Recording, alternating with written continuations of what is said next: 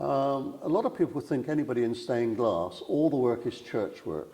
That's not so. The majority of the work is traditional leaded lights, usually into metal frames, which are then fitted either into wood or stone.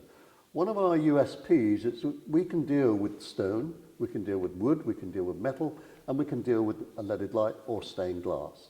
So, well, the important thing is to speak to the person that's actually commissioning you, because they have an idea what they want. It might be wrong, but they have an idea. And the bigger this committee, of course, the longer that process takes. But in this case, Reverend Dominic gave us some broad parameters, and we went away and put some thoughts on paper. And it's all in black and white at that stage, because if you're designing colour, the brain likes colour. So you never get the right design because you're just choosing the colours.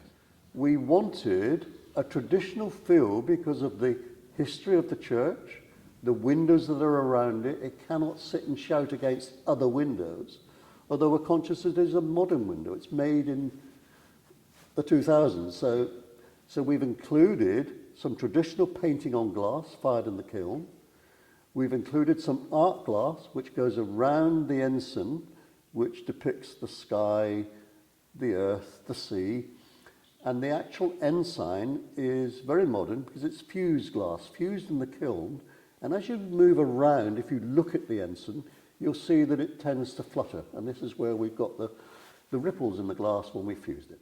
When we were designing it, we were conscious it has to sit well within the other glass that's around it. So we've got traditional glass where we've painted on glass and fired it in the kiln. We've got some art glass which goes around the ensign, which is depicting the sky, the earth, and the sea. And the actual ensign itself is very modern in that it's fused glass. And the way we've fused it is to try and give it some movement in ripples within the glass, so that as you walk and you look at the ensign, it will appear to flutter in the breeze. No, this is unique. We've never done an ensign before, and we wanted it to flutter. So Milford is a first. Absolutely. That's great. Now, to get the basic design on paper, it probably took about a week. Once that was done, we come back, we consult, and any change that's made, you can't, even to change a date or an inscription and the lines they're on, the whole design has to change, because the perspective and where everything else sits with it, because you can't let one thing dominate over another when really we're talking about the ensign and the names around it. Oh, absolutely. Yes. And when we're building it, even colours, if we think what we've agreed, they're not sitting right, we will stop, we'll come back, we'll consult again. It's a process. So that was probably a total, I mean, it was spread over a number of weeks, but if you condensed it down, about 2 weeks total to make the window. But that's spread over perhaps a couple of months, because each firing takes 24 hours. To do the installation, the first process we need to assess is how the glass is fitted, because it's not often readily apparent. And some sit in rebates, others sit in actual slots within the stone. So if you're trying to get what's in there out whole, which we did in this case, it needs very careful planning and taking out, because the materials using it towed in are hard. We have to get those out. Once that's out, then we clean up the rebates, and then the window's fitted in, and a lime mortar is used to point it up in the traditional way. Right.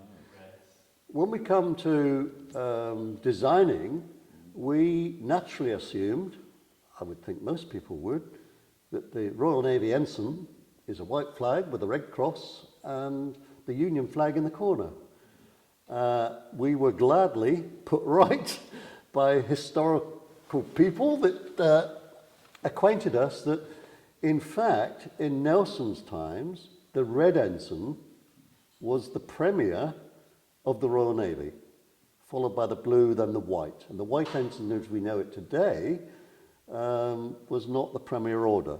So correctly, for the dates of this window, we've added the red ensign, which we are sure will cause people to ask questions in the future, because we'd not normally associate the Royal Navy of today with the red ensign.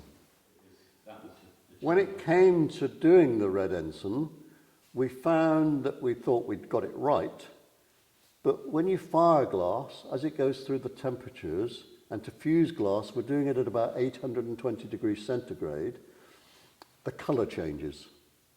So we found we either had it too dark, too light, so it's going into the orange spectrum, and we probably took a month to source the red glass that would do the trick to get the colour we wanted.